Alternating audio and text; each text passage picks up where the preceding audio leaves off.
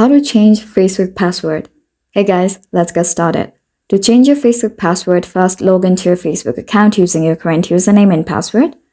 Once you're logged in, click on the three horizontal lines at the upper right corner. And now select Settings and Privacy, and then click on Settings. Once you land on the settings page, click on See More in Account Center.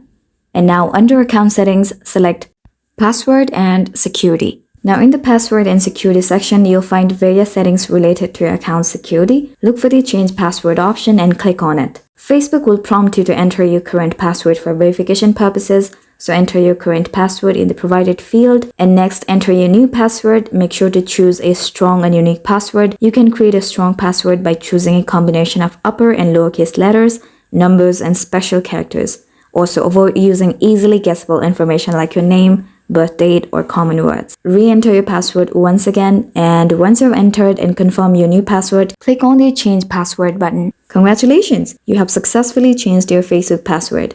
Now remember to update the password on any other devices or services that use your Facebook credentials to log in. So I really hope you found this video helpful, and if you did, please make sure to hit the like button and subscribe to us for more great contents. Thanks for watching.